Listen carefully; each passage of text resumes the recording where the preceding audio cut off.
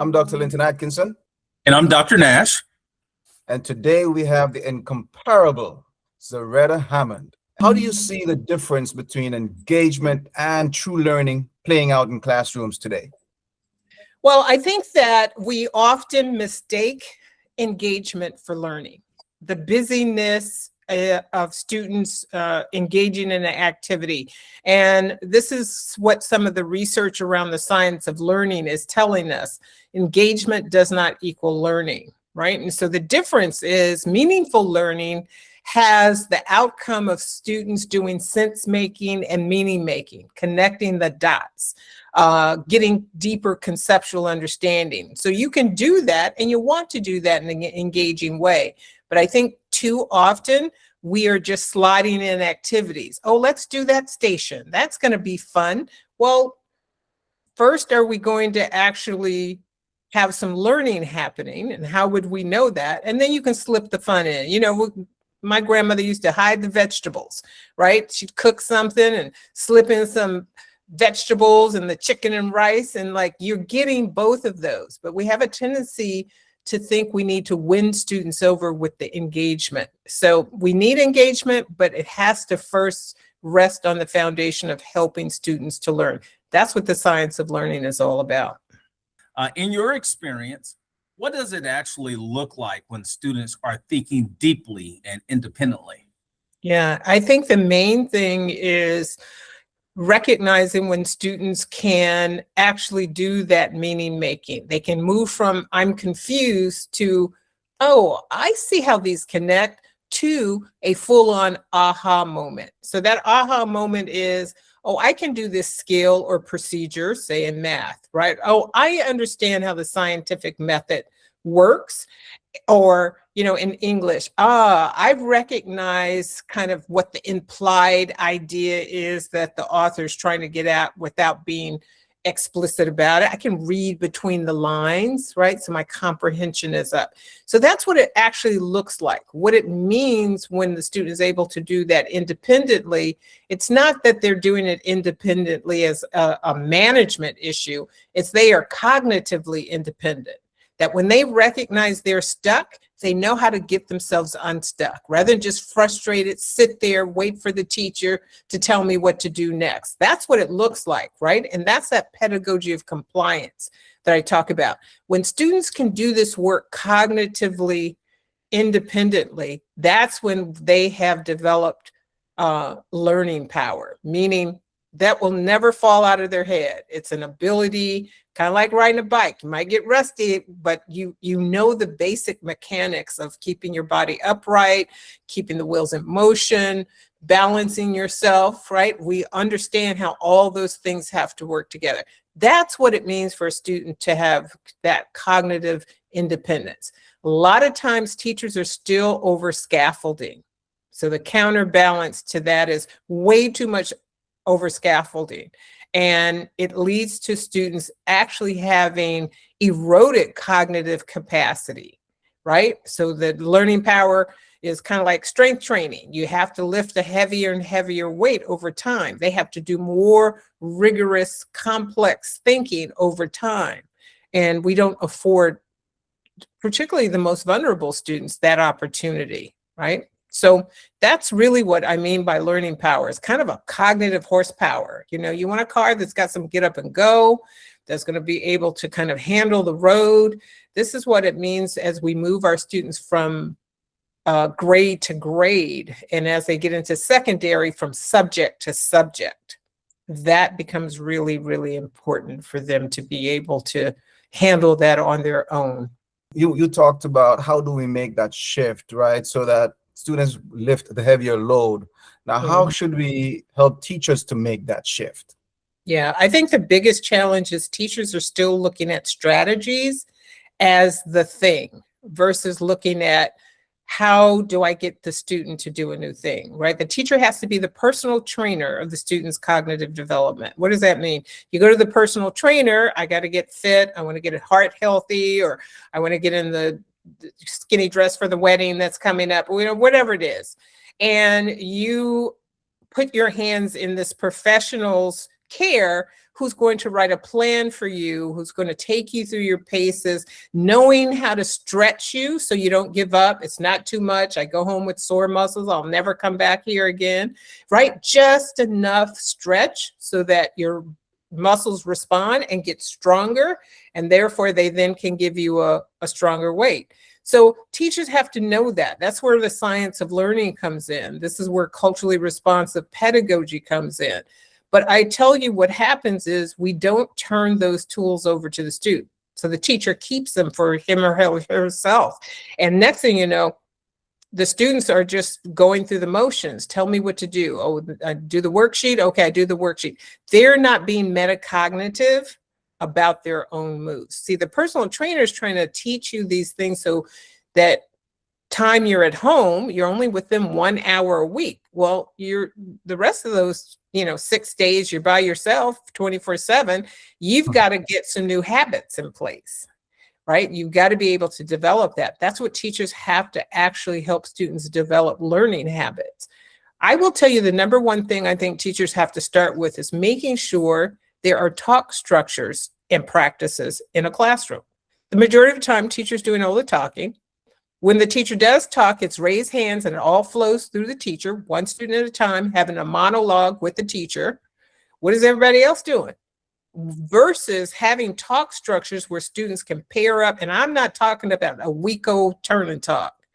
Turn and talk is just about sharing. We're now talking about how do you help students chew together on meaty subjects. That's where the rigor comes in. How are they building on ideas? So this is where you're using protocols or thinking routines, right? Think, pair, share is not going to do that because it has the problem in its name, share.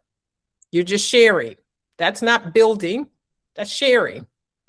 And we have a tendency to have these very low-level talk structures, and therefore all the talk goes to the teacher. The students don't have opportunity to grapple. So we talk about productive struggle, but there's no productive struggle. So this is what you would see in a classroom that is building students' learning power. It's a dojo. Martial arts, you go into the dojo, everybody's doing some kind of, active part of their martial arts program. Different people in quarters of the dojo are doing different things with partners, right? And they're working on their capacity. So that's what I would expect a classroom needs to be, more like a dojo, How do systems unintentionally create what you call cognitive redlining, where some students don't get access to rigorous thinking? I think it is kind of hardwired into our system right now. And we, despite all the time and money and energy we've spent on equity and equity initiatives, that still hasn't translated deep into the instructional core, right? And so that instructional core is not just what the teacher's doing with the content and the student, but the system supports that. It doesn't give teachers too much. The system doesn't overload them with new initiatives. I see this a lot. I was talking with a group of teachers, coaches, and leaders just yesterday. I do run a book study with them. And they were saying, well, one of the things that's problematic is the teachers are overwhelmed with all the district initiatives. So the system actually aspires to having classrooms look a particular way, but there's no way teachers can do that by attending to all the different initiatives. So that focused effort, that pruning, is something that the system needs to do. The second thing is having a thriving adult professional learning community. And I don't mean calling any old meeting a PLC. I mean, where you are reading together, building your knowledge together, collaborative analysis of student learning, not just the summative, but in the midst of it, we're tracking 2 or 3 kids that are representative. How do we get that kid to do a new thing? What do we understand about that student's motivation? How did we help them become more metacognitive? But there's no space for teachers to actually talk and think like that. It's always just about implementing the curriculum and doing it with fidelity. And then if the coach comes, it's about getting that strategy. We're not talking about learning. And here's the thing, doctors, they case conference. They come together, here's a tough case. They talk about the case, the patient, what's a remedy, how would we know? They're doing this kind of analytic inquiry together, right? That's just part of what it means to be a doctor. You don't see it as an intrusion. Oh, I don't have time for that. Same thing in the law. They get together and they start to say, what's a precedent? Let's look at the law. Let's actually think about how we can shift this. Like, there is this intellectual conversation happening. That is not happening in many of our schools. They are strategy stripping new books that come out. Let's just see the activities, and then they think it's plug and play. And then every leader wants to make a turnkey. So let's strip out all the thinking and let's just make it turnkey. So now teachers are just being performative. Everybody needs to have that written in the third corner of their, like, every teacher needs to greet the students. Like, teachers don't even know why they're doing half the things they're doing. There goes that word, fidelity. Everything has to be done to fidelity. Doesn't even exist. That's right. And the reality is, when we think about the strategy being done to fidelity, we have stopped looking at the student. The student is the primary actor. Only the learner learns. So if we over-focus on the teacher doing her performance, then we are missing the point. That the teacher is a pass-through, just like the personal trainer isn't there to get fit. The personal trainer is, yeah, I might, do some exercises with you, but it ain't about me. It's about you. Let me help you develop that skill and capacity. Same thing in the classroom. That's why it's a dojo. Teacher understands it's not about me. It's about you, student. I use my skills, knowledge, and capacity to help you grow your learning power. That's not the conversation we're having right now. A lot of people don't see that as the equity conversation. And then we've misused culturally responsive pedagogy as somehow just relational and motivational. So what should leaders do at the moment to ensure that we consistently push thinking at a higher level? I think that that's premature. If you have not created an adult learning culture, meaning adults know they slow down, they read together, they build their knowledge together. Me just telling you to push thinking to a higher level, I don't know what the hell that looks like. These are just words. It's just jargon. And then what happens is, and you notice it in a school, everybody starts talking in jargon as if we're all saying the same thing. And then it's just kind of magical words like, yeah, we're doing a productive struggle, like whatever the word is of the day, right? And then you walk in those classrooms, and it's like, why are these children just sitting here? Why are you doing all the talking? Like, the core things that I just talked about, those would be the things that the leader needs to make sure is in place. Those would be, and it's not like it's rocket science. It's like, who's talking? Do you have talk structures? Are you using them regularly? The very things I'm talking about feel so basic that they don't feel sexy to people. Like, we want rigor. Well, you can't just throw the student in the deep end. How are you building that? No more than the personal trainer gives you a 50-pound weight on the first day that you guys come in and start working together. But that's what we want to do. Let's push rigor. Well, can you get them ready for rigor? That's why my framework is called Ready for Rigor. It's not called just rigor. We are not getting students who have historically been redlined, underdeveloped capacity, low reading scores, don't know how to do complex thinking. Now we just want to throw them in the deep end. That is just reaffirming inequity by design. That's what white supremacy culture wants you to do, because you know there's not going to actually be an outcome, and you're going to waste time because you're going to think you're doing something.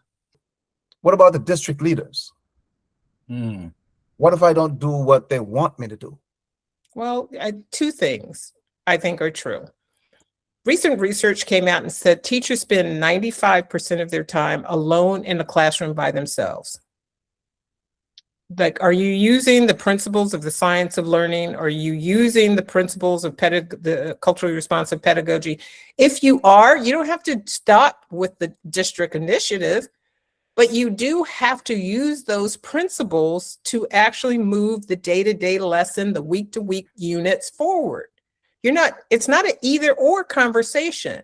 And I think we give too much credit to what's happening at the central office The fact that there are no adult learning communities at most schools is why everybody says, well, central office is making me do that. Are they really? Are they really making you do that? Right? You spend 95% of your time alone with the children. And the biggest challenge is, we've got pacing guides, but we've underdeveloped teachers' capacity to understand how learning happens. So now we fall back on, let's do this activity. And when the student seems stuck, it's like, I really don't know what to do to help that student. So now the rich get richer, the poor get poorer. The intellectually rich, already cognitively rich, they're just going to get richer. They're going to just continue to thrive. Those that don't have that, the teacher doesn't know how to create the dojo in the classroom, so the students build that muscle, right? And so what happens is whatever the divide is, it's just going to continue. Those gaps never close. So central office really has a bigger challenge. How does it champion that every school, every leader, every coach can speak the language of the science of learning? That when they're looking into classrooms, who's doing the talking? That's number one. You build understanding because you get to talk about it and then actually look at what's the prompt. Is the prompt asking students to grapple with complex thinking, right? Being able to ask, do they know the basic, or do they have automaticity, number sense, multiplications? I can't do algebra if I'm still counting on my fingers. Like, there are just some things, and everybody needs to be moving toward, like, we know what they are. But we're going to talk about the GOK levels again. We don't need to do that. We need to talk about is every student, every third grader have automaticity with their sound spelling correspondences. We can check that. Every student leaving third grade with a oral fluency rate of 180. We can check that. The analogy that I make often is going to a hospital. You go to the hospital, doesn't matter if you come in because you stubbed your toe or, you bashed your head and you're, bleeding from your head. They don't care. You know what they're going to do the first time? If you're just coming because, it's your routine wellness check, they're going to take your vital signs. And everybody knows what those vital signs are. When that nurse comes in who does not have a medical license, is going to put the little cuff on it, she knows what number she's looking for. If those numbers are too high, they will not let you leave. You need to go lay down. Your blood pressure is too high. We can't even proceed. Please lay down and calm down for a minute. This is not the doctor. This is the nurse who is trained. Why? Because everybody knows this is a vital sign. They're taking your temperature. Why? Like even during COVID, everybody, got little things upside our head, taking the temperature. Why? We know that is a sign for something else. We don't even know what we're looking at when we're doing these equity and rigor walks. That's the new thing. Let's do a rigor walk. What the hell are you looking at? How does teaching students how to learn change long-term outcomes compared to just delivering content? Well, because when you deliver content at higher and deeper levels, they have to have the mechanism for processing that information. You just teaching it does not mean they know how to turn it into meaningful information, right? And so again, you want them to be able to hear facts and figures and incorporate that into their schema, incorporate that into the background knowledge. That's not a memorization task. That's a processing task. That's a sense-making task. It's a meaning-making task. And if you don't know how to help students do that, then it's not going to turn into that. How do leaders balance high expectations with supporting teachers and students? Yeah, I think you have to balance high expectations with a learning progression that shows people how you get from here to there. Right? So high expectations is not enough. You have to help people do a gap analysis. Here's what we aspire to, right? We're up here, we aspire to this, but here's where we are. We have to check current reality. Now we can see the distance between our current reality and our aspiration. That's when we now start to say, what are the things that actually will get us there? That's where the learning progression comes in. That should be the blueprint that everybody across the system is able to point to. and say, this is where I'm at. This is what we're developing. Maybe everybody is not developing all of that, but from second grade, I should know what I'm trying to get the students to know and be able to do by eighth grade. I don't teach that, but I'm teaching the foundational things that the next grade is going to build on. So that teacher now is going to check to see, is that foundation solid? And now we can build on it. That's how we build houses. Nobody's trying to build the third floor before you know that foundation is solid, that concrete has dried, that is structurally going to bear the weight of all this other higher thinking or higher, level stuff we want to do. And this is what we have a tendency to do. Talk in jargon, high expectations, push for rigor. What the hell does that look like? And if you haven't broken those steps down, how do you get there if that's not what you've done? If you've been behind or underperforming, how would I actually think my way out of that, act my way out of that? And I've never done that as a school district or as a school or as a classroom teacher. I'm very curious to hear your take on what you want your book to accomplish. The first book was Culturally Responsive Teaching the Brain, and I think it gave people an overview of how neuroscience informs culturally responsive teaching. The newest book, Rebuilding Students' Learning, Teaching for Instructional Equity and Cognitive Justice, is kind of the playbook. It's like, what are the nuts and bolts things that you're doing on the ground? So chapter 5 really talks about preparing that dojo. What are the things you need to do? Decolonize it and rematriating. What do you want to take out, say no to, because that's just wasting instructional minutes. There's no research to say that's effective. And what are the things that you should put in, because it's going to kind of create the intellectually safe classroom. The next chapters are really about how do you help the students pay attention, become metacognitive about their own learning moves, right? Being able to actually give them tools that they use so that you are now really that personal trainer, right? And then next, how do you coach them in an instructional conversation and help them develop new habits around learning, right? And using the science of habit formation and behavior design around learning behavior. So it is literally nuts and bolts. Here's week 1, here's a 6-week rollout plan. Here's what you do, write the script. Script might sound like this. So anybody who gets that book is really going to have to slow down, right? People are going to look through it like, oh, here's an activity. It is not designed for that. It is designed for folks who really want to move the needle in terms of getting students to actually do more of the cognitive lifting to get themselves to the point where they're doing less scaffolding, over scaffolding, excessive scaffolding. A lot of teachers don't know how to stop that. Well, the student doesn't know how. Well, you've got to build their capacity as you're doing a gradual release of responsibility, right? Scaffolds that stay in place too long become crutches.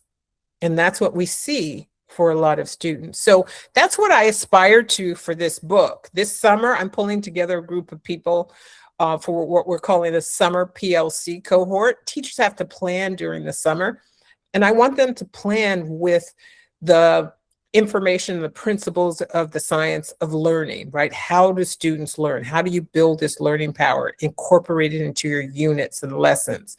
We also are thinking about how are you helping students understand the content at that higher level so that they are building their knowledge. But the teachers also now going to be leaving with some new skills, right? Once you redesign your lesson, you'll always know how to redesign a lesson. The analogy I like to make is, my grandmother used to take a box cake mix, and she would zhuzh it up, put a little flavoring in and put some, an egg, and it didn't ask for an egg, but she put one in there and some milk rather than some water. And we were smacking our lips thinking it was homemade, right? And so that's what I want them to do. It's like, take whatever your district's giving you. That you don't have to throw the baby out with the bathwater, and let me show you how to incorporate that. That's going to start at the end of June, and we'll have 2 days virtually, and then people will have time throughout the summer to work on that and share in the private community we're setting up. So I'm super excited about this idea of kind of holding the space for the nuts and bolts, because we'll be drawing from this new book. But I think that is something that a lot of teachers don't get, right? They just, somebody tells them, we're all going to do turn-in talks. And now they don't know the why or the how or how to modify it. And like, this is what I want to be able to kind of, build community around so that teachers have an opportunity to engage in their own productive struggle. That sounds pretty exciting. It might be a book that leaders might want to buy for their staff to go through it together as well.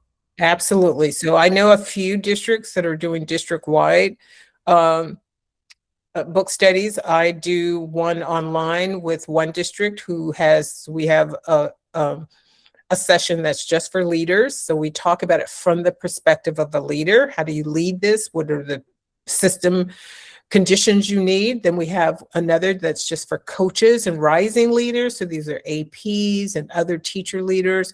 So we talk about it from their perspective. And then we have another group that is teachers, and we talk about it from the perspective of reshaping their instructional core. And we've got about 200 active members right now in our private community, and they're posting, they're grappling, right? You have to create the space, but we don't typically do that. So if anyone wants to get the book and start using it, you have to use it within a professional learning community versus just strategy stripping. Let's just look for activities, right? Versus how do we build our knowledge about this?